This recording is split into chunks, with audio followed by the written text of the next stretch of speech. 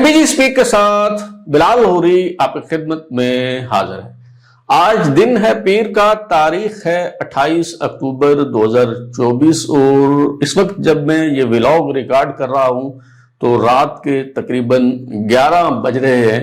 एक साहब हुआ करते थे जिनका नाम है lieutenant general retired Faiz Hamid, साबिक DGISI। आखिरी बार उनके बारे में एक खबर तब मिली थी जब अफवाज पाकिस्तान के महकमा ताल्लुकात आमा के तरफ से यानी ISPR की तरफ से एक एलामिया जारी किया गया था जिसमें बताया गया था कि साबिक DGISI lieutenant general retired Faiz Hamid को सुप्रीम कोर्ट के अहकामात की रोशनी में तहवील में ले लिया गया है और फैज हमीद के खिलाफ टॉप सिटी केस के हवाले से एक शिकायत है और इसके अलावा रिटायरमेंट के बाद आर्मी एक्ट की कई बार मुतअद्दिद बार खिलाफ वर्जियों की जो शिकायत है वो भी मौजूद है और इन शिकायत के हवाले से lieutenant general retired Faiz Hamid के खिलाफ court martial, field general court martial की कार्रवाई का आगाज जो है वो किया जा रहा है। ये खबर दी गई थी 12 अगस्त 2024 को और आज 28 अक्टूबर 2024 है। इसका मतलब है कि तकरीबन 2.5 माह गुजर चुके हैं लेकिन अभी तक कोई खैर खबर नहीं फैज हमीद साहब के बारे में कि वाकई उनके खिलाफ किसी किस्म की कोई कार्रवाई की जा रही है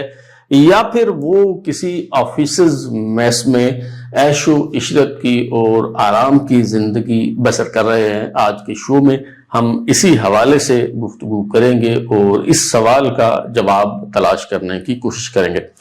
तो इससे पहले कि जनरल फैज हमीद के बारे में हम बात करें, पहले अपने जो पेटी भाई हैं मैं उनके हवाले से कुछ गिला जो है वो कर लूं। और ये गिला करना इसलिए जरूरी है कि जब हम इन बातों को नजरअंदाज करते हैं तो फिर हम सब ही इसकी जद में आ जाते हैं। इसका जो खमियाजा है, गैर जिम्मेदारी का खमियाजा और कीमत जो है वो हम सबको चुकाना पड़ती है। तो बेपर की उड़ाने में हमारे जो सहाफी दोस्त हैं उनका कोई सानी नहीं है और ये जो काम है ये शुरू तो यूट्यूबर्स से हुआ था जिन्होंने व्यूज लेने के चक्कर में गैर जिम्मेदाराना बातें करना शुरू की। मसलन आपने देखा होगा कि इमरान खान साहब जब से जेल में गए हैं तो न जाने कितनी बार यूट्यूबर्स उन्हें आजाद करवा चुके हैं। पहले अटक जेल पे दावा बोला गया, फिर कहा गया कि जिन लोगों का अजदहाम आ गया, सैलाब जमा हो गया, अडयाला जेल पे धावा बोल दिया गया, इमरान खान साहब को आजाद करवा दिया गया। इमरान खान साहब जो हैं वो बनीगारा मुंतकिल हो चुके हैं, उनकी जो रिहाई की खबरें पता नहीं कितनी दफा जो है वो दी गई और इन जो वीडियोस हैं इन पे लाखों में व्यूज होते हैं। और उसके मुकाबले में जो लोग संजीदा नोयत की बात करते हैं, जिम्मेदाराना सहाफत करते हैं, उन्हें वो पजीराई जो है वो नहीं मिलती जो इन यूट्यूबर्स के हिस्से में आती है। तो उन यूट्यूबर्स की देखा देखी जो मंझे हुए जो तजर्बाकार सहाफी हैं वो भी मुझे लगता है कि वो इस रो में बह निकले हैं और ये जो भेड़ चाल है वो इस तरफ जो है वो चल निकले हैं और इस तरह की बातें उनकी तरफ से भी की जाने लगी हैं। सरदस्त एक मेरे दोस्त हैं, इन्वेस्टिगेटिव जर्नलिस्ट हैं, मुल्क से बाहर होते हैं, उन्होंने पिछले दिनों एक ट्वीट की 21 अक्टूबर 2024 को उन्होंने एक ट्वीट की कि एक बहुत बड़ी और अहम शख्सियत को फौजी अदालत से सजा होने वाली है। अब चूंकि वो इन्वेस्टिगेटिव जर्नलिस्ट हैं, मेरा उनसे राब्ता भी है, तो मैंने व्हाट्सएप पे उनसे पूछा कि ये आपका जो इशारा है ये किस तरफ है, किससे सजा होने जा रही है। तो उन्होंने कहा ऑब्वियसली फैज हमीद। अच्छा, तो मैंने उनसे अर्ज की, मैंने कहा कि जनरल फैज हमीद के खिलाफ तो अभी फील्ड जनरल कोर्ट मार्शल की जो कार्रवाई है वो शुरू ही नहीं हुई तो उन्हें सजा कैसे हो सकती है। जाहिर है कोई कार्रवाई शुरू होगी, प्रोसीडिंग्स होगी तो फिर ही कोई सजा जो है वो सुनाई जा सकेगी ना, उसके बगैर कोई ये समरी ट्रायल तो है नहीं या कि उसके बाद जो है वो सजा सुना दी जाए। बाकायदा फील्ड जनरल कोर्ट मार्शल की कार्रवाई उनके खिलाफ जो है वो होनी है। तो ये जब मैंने उन्हें कहा कि उनके खिलाफ तो जो है वो अभी कोर्ट मार्शल की कार्रवाई शुरू ही नहीं हुई تو اب ذرا جواب ملاحظہ فرمائیے، کیسا جلا سڑا اور بھنا ہوا جواب جو ہے وہ انہوں نے دیا، اور اس کے بعد مجھے ہمت نہیں پڑی کہ میں ان کو ان کے جواب کے بعد جو ہے وہ کوئی بات کر پاتا۔ انہوں نے کہا جناب آپ کو جب معلومات ہیں تو پھر آپ کو مجھ سے پوچھنا ہی نہیں چاہیے تھا، میں نے بھی یہی کہا ہے کہ سزا ہونے جا رہی ہے، باقی مجھے اچھی طرح پتا ہے کہ آپ کے فوج میں اچھے ذرائع ہیں اور میری معلومات مکمل درست نہیں بھی ہو سکتی۔ اچھا، مجھے کبھی یہ دعویٰ نہیں رہا کہ میں بہت باخبر صحافی ہوں، بلکہ میں سمجھتا ہوں کہ سب سے کم اگر ملٹری اسٹیبلشمنٹ میں کسی شخص کے کنٹیکٹس ہیں، ذرائع ہیں، تو وہ صحافی ہوں جس کے سب سے کم ذرائع ہیں، کیونکہ میں کوشش کرتا ہوں کہ ذرا فاصلے پہ رہوں، کیونکہ جب آپ کا تعلق ایک خاص حد سے بڑھ جاتا ہے، جب آپ وہاں سے چاہے اور کوئی فائدہ نہ ملیں، جب سب سے پہلے خبر آپ تک پہنچتی ہے اور یہ فائدہ آپ لیتے ہیں، تو پھر اس کی بھی ایک قیمت ہوتی ہے جو آپ کو ادا کرنا پڑتی ہے، اور میں کبھی نہیں چاہتا کہ میں اپنی جرنلزم پہ جو ہے وہ کمپرومائز کروں، تو لہٰذا میرا کوئی اس حوالے سے کوئی دعویٰ نہیں ہے، لیکن اگر آپ نے کوئی بات کہی ہے تو ظاہر ہے آپ کے پاس کوئی سورس آف انفارمیشن ہوگا نا، جس کی بنیاد پہ آپ وہ بات کر رہے ہیں۔ اور اگر کوئی آپ سے رابطہ کر کے آپ کا صحافی دوست پوچھتا ہے اور پتہ چلتا ہے کہ آپ کو تو کوئی پتہ ہی نہیں ہے، آپ تو تیر تکا چلا رہے ہیں، اندھیرے میں آپ نے تیر پھینکا ہے کہ جی جا لگا نہ تو نہ صحیح، کس نے پوچھنا ہے یہاں پہ، تو میں سمجھتا ہوں یہ جو رویہ ہے یہ بہت افسوسناک ہے، اور ہمارے بالخصوص جو پیرا ٹروپرز ہیں، پیرا شوٹرز ہیں، جن کا جرنلزم سے کوئی لینا دینا نہیں ہے، چلیں وہ یہ کام کریں تو ٹھیک ہے، سمجھ آتی ہے اس کی، لیکن جنہوں نے پرنٹ میڈیا میں، جنہوں نے الیکٹرانک میڈیا میں کام کیا ہے، جنہوں نے رپورٹنگ کی ہے، ان سے کم از کم مجھے اس چیز کی توقع جو ہے وہ نہیں ہے، اور انہیں کم از کم ذمہ داری کا مظاہرہ جو ہے وہ کرنا چاہیے۔ اصل میں جب آپ کو پتہ نہیں ہوتا بنیادی باتوں کا، تو پھر آپ اس طرح کے بلنڈرز کرتے ہیں۔ مثلا کچھ میرے خیال میں کوئی 1-1.5 سال پہلے کی بات ہوگی، لاہور کے ایک کور کمانڈر کے بارے میں کوئی افواہ اڑی کہ جی انہیں جبری طور پہ ریٹائر کیا جا رہا ہے، تو وہ اصل میں جب آپ میجر جنرل سے لیفٹیننٹ جنرل کے رینک میں پروموٹ ہوتے ہیں تو 4 سال کا آپ کا ٹینور ہوتا ہے، ان کا 4 سال کا ٹینور پورا ہو رہا تھا تو وہ ریٹائر ہو رہے تھے، اور یہ روٹین کا معاملہ تھا، لیکن یار لوگوں نے اسے خبر بنا دی۔ اسی طرح آپ نے دیکھا ہوگا کہ یہ ابھی اکتوبر کے مہینے میں ہی 2 مرتبہ یہ بریکنگ نیوز دی گئی اور بڑے بڑے صحافیوں کی طرف سے دی گئی کہ سابق کور کمانڈر کوئٹہ، سابق DGISPR لیفٹیننٹ جنرل آصف غفور صاحب جو NDU کے پریزیڈنٹ ہیں، انہیں جبری طور پہ فوج سے ریٹائر کر دیا گیا ہے، وہ گھر چلے گئے، اور دونوں مرتبہ ہی میں نے اس پہ پوری تحقیق کر کے یہ خبر دی، آپ کو بتایا کہ آصف غفور صاحب جو ہیں وہ NDU میں موجود ہیں اور اپنی جو خدمات ہیں وہ سر انجام دے رہے ہیں، اور نومبر کے آخر میں ان کی ریٹائرمنٹ ہے، اور اپنی مدت ملازمت مکمل ہونے کے بعد ہی وہ گھر جائیں گے۔ تو اس حوالے سے میرے خیال میں خاصی احتیاط کا مظاہرہ جو ہے وہ کرنا چاہیے۔ اب آتے ہیں جی جنرل فیض امیر صاحب کی طرف کہ جی ان کا کیا سٹیٹس ہے۔ تو یہ اصل میں جو دوست اس طرح کی خبریں دیتے ہیں، انہیں چونکہ بنیادی معلومات نہیں ہوتی، انہیں یہ نہیں پتا کہ یہ جو فیلڈ جنرل کورٹ مارشل کی کارروائی ہے یہ کیسے ہوتی ہے، تو اس وجہ سے اس طرح کے مغالطے ہوتے ہیں، اس طرح کے بلنڈرز ہوتے ہیں۔ اب جب کسی کے خلاف فیلڈ جنرل کورٹ مارشل کی کارروائی ہونا ہوتی ہے تو اس شخص کو جب تحویل میں لیا جاتا ہے تو سب سے پہلا جو مرحلہ ہوتا ہے وہ ہوتا ہے سمری آف ایویڈنس کا۔ جتنے بھی اس کیس سے جڑے گواہان ہیں ان کو بلایا جاتا ہے، ان سب کے بیانات ریکارڈ ہوتے ہیں، وہ جو ملزم ہوتا ہے اکیوزڈ اس کی موجودگی۔ اچھا، اس موقع پہ جو ملزم ہوتا ہے اسے وکیل کی سہولت میسر نہیں ہوتی، اسے یہ حق نہیں دیا جاتا کہ وہ اپنے وکیل کو بلا سکے اور اس کی موجودگی میں یہ سمری آف ایویڈنس جو ہے وہ ریکارڈ ہو۔ ہاں، جو گواہان بلائے جاتے ہیں وہ اس پہ جرا کر سکتا ہے، وہ اس پہ سوال جواب کر سکتا ہے، اس کی موجودگی میں ہی وہ بیانات جو ہیں وہ ریکارڈ ہوتے ہیں، اور کیس سے جڑے جتنے بھی معمولی یا غیر معمولی گواہان ہوتے ہیں سب کے بیانات جو ہیں وہ ریکارڈ ہوتے ہیں۔ مثلا کسی گواہ نے دیکھا، اس نے کہا جی میں نے ان صاحب کو دیکھا تھا، یہ فلاں نمبر کی جو گاڑی تھی فلاں جگہ فلاں موقع پہ یہ گاڑی میں بیٹھ رہے تھے، میں نے خود دیکھا جی۔ اس کا بیان ریکارڈ ہوگا۔ اچھا، اسی طرح کسی شخص نے گواہی دی جی کہ فلاں موقع پر فلاں جگہ ٹیلی فون پہ فلاں شخص کا انہوں نے نمبر ملایا اور ان سے بات کی اور یہ بات ہوئی، میں اس موقع کا عینی شاہد ہوں، میں نے یہ خود بات سنی ہے، ان کو بات کرتے ہوئے میں نے دیکھا ہے، اس کا بیان جو ہے وہ ریکارڈ ہوگا۔ تو بعد میں جب فیلڈ جنرل کورٹ مارشل کی کارروائی ہوتی ہے تو ضروری نہیں ہوتا کہ یہ سارے کے سارے جو گواہان ہیں یہ اس میں پیش ہوں اور ان کی سٹیٹمنٹ جو ہے وہ ریکارڈ کی جائے۔ وہ بعد میں پھر یہ اسکروٹنائز کیا جاتا ہے کہ اس میں سے کس گواہ کو جو ہے وہ پیش کرنا ہے۔ استغاثہ یہ فیصلہ کرتا ہے کہ فیلڈ جنرل کورٹ مارشل کی کارروائی کے دوران جو ہے وہ کسے پیش کرنا ہے اور کسے نہیں کرنا، لیکن یہ جو سمری آف ایویڈنس کی سٹیج ہوتی ہے اس پہ سارے گواہان آتے ہیں اور اپنا بیان جو ہے وہ ریکارڈ کرواتے ہیں۔ اچھا، جب یہ سمری آف ایویڈنس کا مرحلہ مکمل ہو جاتا ہے تو اس کے بعد جو جی ایچ کیو کی جج ایڈوکیٹ جنرل برانچ ہے جسے جیگ کہتے ہیں، اس کے جو آفسرز ہوتے ہیں وہ یہ سمری آف ایویڈنس کی روشنی میں، گواہوں کے بیانات کی روشنی میں وہ چارج شیٹ تیار کرتے ہیں کہ اور فارمل ایک چارج شیٹ جو ہے وہ بنائی جاتی ہے اور اس کی جب اپروول جو ہے وہ ہو جاتی ہے، مجاز اتھارٹی، کنویننگ اتھارٹی جو ہے وہ اس کو اپروو جب کر دیتی ہے تو پھر اس کے بعد یہ جو اکیوزڈ ہوتا ہے اسے کسی بھی فارمیشن کے ساتھ اٹیچ کر دیا جاتا ہے، کسی کور کے ساتھ بھی جو ہے وہ اسے اٹیچ کیا جا سکتا ہے، اور اس کے ساتھ اٹیچ کرنے کے بعد پہلے سے ہی جو ملٹری کورٹس ہیں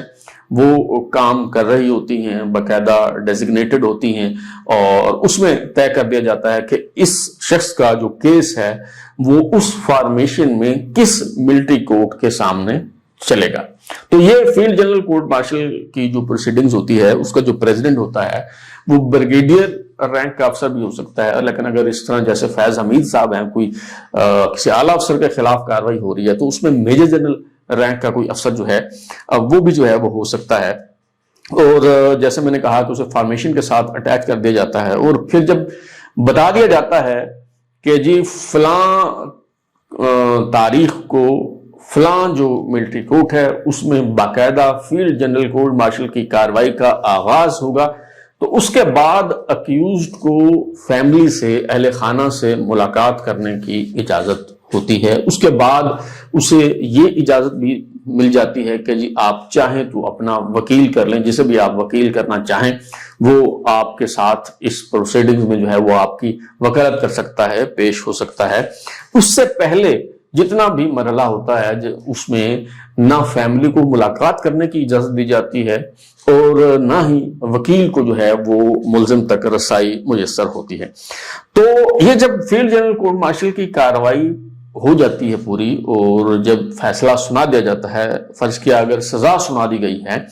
تو اس کے بعد جو ملزم ہے یہ آرمی کورٹ آف اپیل میں اس فیصلے کے خلاف رجوع کر سکتا ہے، اور ایسا ماضی میں کئی مواقع پہ ہوا ہے کہ آرمی کورٹ آف اپیل میں اس کی سزا جو ہے وہ معاف کر دی گئی، کسی کو 14 سال سزا ہوئی تو 7 سال کر دی گئی، ایسا کئی بار جو ہے وہ ہو چکا ہے۔ بہرحال آرمی کورٹ آف اپیل جب فیصلہ کر لیتی ہے تو پھر ملزم جو ہے وہ ہائی کورٹ سے رجوع کر سکتا ہے، اور ہائی کورٹ سے اس کی اپیل ریجیکٹ ہو جائے تو پھر سپریم کورٹ سے جو ہے وہ رجوع کیا جا سکتا ہے۔ تو گویا اس کے پاس 3 پلیٹ فارم ہوتے ہیں، army court of appeal, high court اور پھر سپریم کورٹ سے جو ہے وہ رجوع کیا جا سکتا ہے۔ اچھا، پہلے تو یہ ہوتا تھا کہ چند برس پہلے کی اگر ہم بات کریں تو یہ پروسیس جو ہے وہ بڑی رازداری کے ساتھ ہوتا تھا، کسی کو کچھ پتہ نہیں چلتا تھا، اور کوئی خاص اس میں اصول و ضوابط کی، قوانین کی، فارمیلٹیز کی جو ہے وہ پابندی بھی جو ہے وہ نہیں کی جاتی تھی۔ آپ کو صرف ایک مثال جو ہے میں دوں گا، 2012 میں جب جنرل اشفاق پرویز کیانی صاحب جو ہیں وہ آرمی چیف تھے تو اس وقت ایک فوجی افسر بریگیڈیئر علی خان ان کا ٹرائل کیا گیا تھا، فیلڈ جنرل کورٹ مارشل کی کارروائی کے خلاف کی گئی تھی، اور حزب التحریر کالعدم جماعت سے تعلق کی بنیاد پہ انہیں جو ہے وہ سزا سنائی گئی تھی۔ تو اس وقت جی ایچ کیو میں ایک اجلاس ہوا اعلیٰ افسروں کا، اور اس میں راحیل شریف صاحب نے بتایا کہ اس طرح سے معاملہ ہے اور اس طرح کچھ افسروں کو ہم نے کسٹڈی میں لیا ہے۔ تو انہوں نے کہا کہ جی کون کرے گا اس کا جو ٹرائل ہے، فیلڈ جنرل کورٹ مارشل کی کارروائی کس کے ساتھ جو ہے اسے اٹیچ کیا جائے۔ تو جنرل راحیل شریف صاحب جو ہیں وہ کور کمانڈر گجرانوالہ تھے، انہوں نے کہا جی ہمیں دے دیں، ہم اس کا جو ہے وہ ٹرائل کریں گے۔ تو پہلے یہ بھی ہوتا تھا کہ ایک بندے کو گرفتار کیا گیا ہے راولپنڈی سے، تو آپ نے منگلہ بھیج دیا اسے، آپ نے گجرانوالہ بھیج دیا اسے، آپ نے ملتان بھیج دیا، آپ نے بہاولپور جو کور کے ساتھ جو ہے وہ اسے اٹیچ کر دیا. تو کسی بھی فارمیشن کے ساتھ اٹیچ کر کے آپ جو ہے اس کا ٹرائل کر سکتے تھے، لیکن بعد میں اس کو بھی چیلنج کیا جانے لگا. تو ابھی اس بات پہ بھی غور ہو رہا ہے کہ جنرل فیض حمید صاحب جو ہیں وہ انہیں راولپنڈی میں ہی کسی فارمیشن کے ساتھ اٹیچ کیا جائے. راولپنڈی سے باہر اگر کسی فارمیشن کے ساتھ اسے اٹیچ کریں گے تو اس سے قانونی پیچیدگیاں جو ہیں وہ جنم لے سکتی ہیں. اور میں پہلے بھی عرض کر چکا ہوں کہ چونکہ عدالتیں بہت متحرک اور فعال ہیں، حالات جو ہیں وہ اب پہلے جیسے نہیں رہے، اور یہی وجہ ہے جنرل فیض حمید کے خلاف جو فیلڈ جنرل کورٹ مارشل کی کارروائی ہے اس میں تاخیر کی جا رہی ہے، کیونکہ ہر پہلو پر جو ہے وہ غور کیا جا رہا ہے کہ کسی قسم کا اس میں قانونی سکم باقی نہ رہ جائے، تمام قانونی تقاضے جو ہیں وہ پورے ہو جائیں، اور اس کے بعد جنرل فیض حمید کے خلاف جو ہے وہ کورٹ مارشل کی کارروائی شروع کی جائے. اور یہ فوج کے اندر ایک سسٹم ہے کہ وہ جب مناسب سمجھتے ہیں تو وہ آگاہ کرتے ہیں، اطلاع دیتے ہیں، ہر ایک چیز کی جو ہے وہ خبر بھی نہیں دی جاتی. مثال کے طور پہ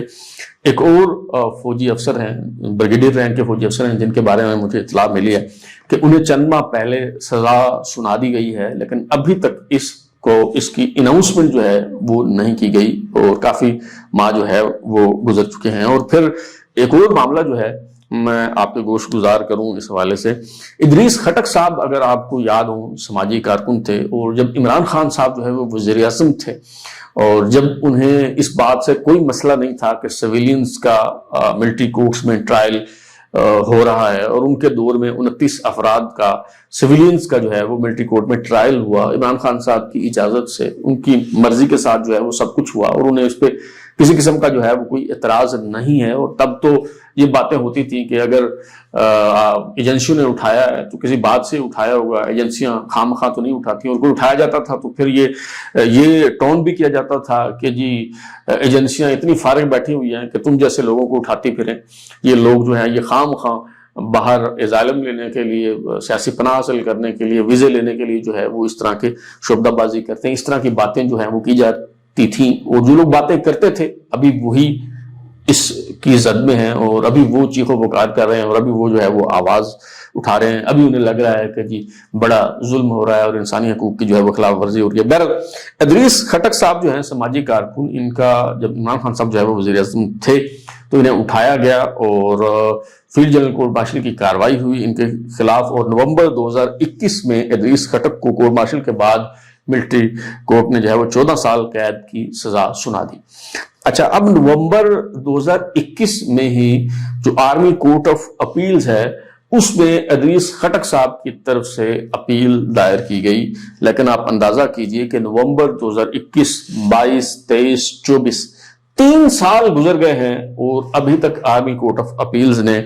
فیصلہ نہیں کیا اس کیس پر. یعنی وہ سزا معاف کرنا، اس پہ نظر ثانی کرنا یا نہ کرنا، درخواست کو قبول کرنا یا رد کر دینا، وہ تو ایک الگ معاملہ ہے، اس پہ فیصلہ ہی نہیں کیا. ابھی تک ان کی درخواست جو ہے وہ زیر التوا ہے، اور اس پر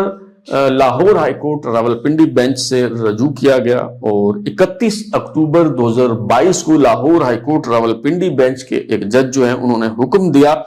کہ آرمی کورٹ آف اپیلز جو ہے وہ 1 ماہ میں اس پر فیصلہ کرے. تو آپ دیکھیں 31 اکتوبر 2022 کا مطلب یہ ہے کہ ابھی 23-24 یعنی 2 سال ہو گئے ہیں. عدالت نے کہا تھا کہ 1 مہینے میں فیصلہ کریں، 2 سال ہو گئے ہیں، اور ابھی تک military court of appeal, army court of appeals نے جو ہے وہ اس پہ کوئی فیصلہ نہیں کیا. توہین عدالت کی درخواست بھی Lahore high court Rawalpindi bench میں دائر کی گئی ہے، لیکن اس پہ بھی کوئی سنوائی نہیں ہوئی. تو میرا خیال ہے کہ یہ وہ معاملات ہیں جس پہ نئے چیف جسٹس یحییٰ آفریدی کو جو ہے وہ توجہ دینی چاہیے. یہ وہ معاملات ہیں جو ان کی توجہ کے متقاضی ہیں، اور ویسے تو وہ جیسے یحییٰ آفریدی صاحب بھی جو ہیں وہ بڑے ایکٹیو ہیں، بڑے متحرک ہیں، فعال ہیں، اور التوا کی مقدمات کو نمٹانے کے لیے بڑی جدوجہد جو ہے وہ کر رہے ہیں، اور ہماری دعا ہے کہ وہ کامیاب ہوں. لیکن اس طرف بھی تھوڑی سی توجہ جو ہے وہ دی جانی چاہیے. اور اگر ہم سابق DGI لیفٹیننٹ جنرل ریٹائرڈ فیض حمید کی بات کریں تو جناب ان کے حوالے سے اطلاعات یہ ہیں کہ جو ہوم ورک تھا وہ سارا مکمل کیا جا چکا ہے. وہ ایک ہفتے میں ISPR کی طرف سے، خارج پاکستان کے محکمہ تعلقات عامہ کی طرف سے باقاعدہ کوئی خبر آ جائے گی اور بتا دیا جائے گا کہ سابق DGI لیفٹیننٹ جنرل ریٹائرڈ فیض حمید کے خلاف فیلڈ جنرل کورٹ مارشل کی جو کارروائی ہے اس کا باقاعدہ آغاز کر دیا گیا ہے. اب تک اتنا ہی. بلال لوری کو اجازت دیجیے، پھر ملاقات ہوگی. اگر آپ کو ہمارا شو پسند آیا تو اسے لائک کریں، کامنٹ کریں، شیئر کریں اور ہمارا چینل سبسکرائب کرنے کے بعد بیل آئکن یعنی گھنٹی ضرور دبائیں تاکہ آپ کو نئی ویڈیوز نوٹیفیکیشنز ملتے رہیں. بہت شکریہ.